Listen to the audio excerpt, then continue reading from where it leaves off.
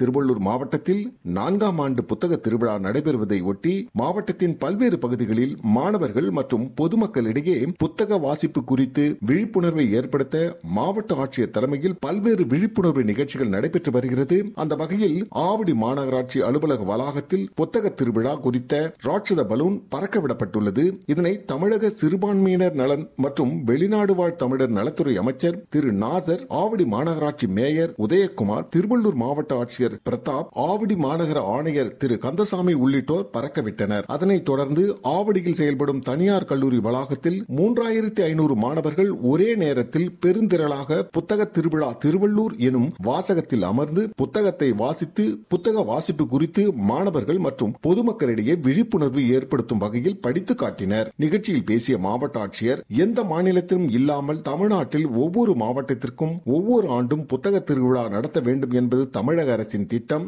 அந்த வகையில் திருவள்ளூர் மாவட்டத்தில் இந்த வருடம் 4ஆம் ஆண்டு புத்தக திருவிழா நடைபெறுகிறது. இந்த புத்தக திருவிழாவானது மார்ச் 7ஆம் தேதியிலிருந்து 17ஆம் தேதி வரை தொடர்ந்து 11 நாட்கள் நடைபெறுகிறது என்றார். திருவள்ளூர் மாவட்டத்தில் சட்டமன்ற உறுதிமொழி குழுவின் தலைவர் திரு வேல்முருகன் தலைமையில் திருத்தணி, திருவள்ளூர் உள்ளிட்ட பல்வேறு இடங்களில் ஆய்வு மேற்கொண்டனர். அந்த வகையில் திருவள்ளூர் அரசு மருத்துவக் கல்லூரி மருத்துவமனையில் ஆய்வு செய்தனர். குழந்தைகள் வார்டு அருகே உள்ள கழிவறைகள் சுத்தம் செய்யாமல் துர்நாற்றம் வீசியதால் மருத்துவக் கல்லூரியின் முதல்வர் மற்றும் RMO உள்ளிட்ட அலுவலர்களிடம் சுத்தமாக பராமரிக்க அறிவுறுத்தினர். முன்னதாக திருத்தணி அருகே கட்டப்பட்டு வரும் பேருந்து நிலையம் மற்றும் பூண்டி நீர்த்தேக்கம் உள்ளிட்ட பகுதிகளையும் இந்த குழுவினர் ஆய்வு செய்தனர். திருவள்ளூர் மாவட்டம் பழவேற்காட்டில் உள்ள சாட்டாங்குப்பம் மீனவ கிராமத்தில் அதானி துறைமுகத்தின் சமூக மேம்பாட்டு நிதியின் மூலமாக சுமார் 38 லட்சம் ரூபாய் செலவில் புதிய சமுதாய கூடம் கட்டித்தரப்பட்டுள்ளது. மேலும் மாற்றுத்திறனாளிகள் 15 பேருக்கு பேட்டரியால் இயங்கும் மின்சார வாகனம் கொடுக்கும் நிகழ்வு நடைபெற்றது. இந்நிகழ்ச்சியில் திருவள்ளூர் மாவட்ட ஆட்சியர் பிரதாப் கலந்து கொண்டு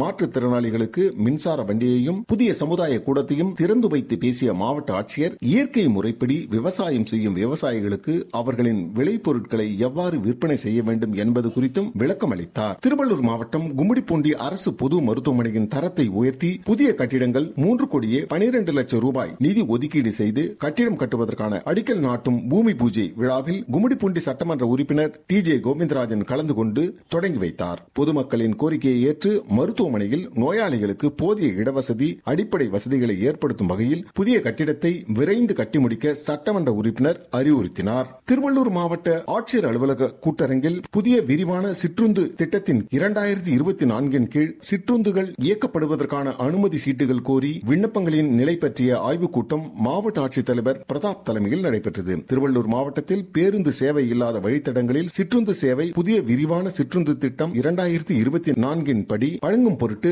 46 புதிய வழித்தடங்கள் கண்டறியப்பட்டு அறிக்கைகள் வெளியிடப்பட்டுள்ளன. மேலும் மேற்படி 46 வழித்தடங்களில் சிற்றுந்து இயக்குவதற்கான அறிவிக்கையில் குறிப்பிடப்பட்டுள்ள வழித்தடங்களில் சிற்றுந்துகளை இயக்குவதற்கான அனுமதி சீட்டு கோரி விண்ணப்பங்களுக்கு முழு ஒத்துழைப்பு வழங்கிட வேண்டும் என மாவட்ட ஆட்சியர் சிற்றுந்து ஓட்டுநர் நல சங்க பிரதிநிதிகளுக்கு அறிவுறுத்தினார். விவசாயிகள் அரசின் பல்வேறு திட்ட பலன்களை பெறுவதற்கு தங்களது நில உடைமை விவரங்கள், பயிர் சாகுபடி அறிக்கை போன்ற தொடர்புடைய ஆவணங்களை ஒவ்வொரு முறையும் சமர்ப்பிக்க வேண்டியுள்ளது. இதில் ஏற்படும் காலதாமதத்தினை தவிர்க்கும் வகையிலும் அரசின் திட்டங்களில் விவசாயிகள் குறித்த நேரத்தில் பயன்பெற ஏதுவாகவும் அனைத்து விவரங்களையும் மின்னணு முறையில் சேகரித்திட தமிழ்நாட்டில் வேளாண் அடுக்கு திட்டம் செயல்படுத்தப்பட்டு வருகிறது. தற்போது திருவள்ளூர் மாவட்டத்தில் விவசாயிகள் பதிவு விவரங்களுடன் ஆதார் எண், கைபேசி எண், நில உடைமை விவரங்களையும் விடுபாடின்றி இணைக்கும் பணி சம்பந்தப்பட்ட வருவாய் கிராமங்களில் நடைபெற்று வருகிறது. மேலும் விவசாயிகள் பொது சேவை மையம் சென்று அங்கு நில உடைமை விவரங்கள் இணைக்கப்பட்ட பின்னர் அனைத்து விவரங்களையும் ஒருங்கிணைக்கப்பட்ட ஆதார் எண் போன்ற தனித்துவமான தேசிய அளவிலான அடையாள எண் ஒவ்வொரு விவசாயிக்கும் ஏற்படுத்தப்படும். 2025-26 நிதியாண்டு முதல் பிரதம மந்திரி கௌரவ நிதி திட்டம், பயிர் காப்பீட்டு திட்டம் போன்ற திட்டங்களில் விவசாயிகள் எளிதில் பயன்பெற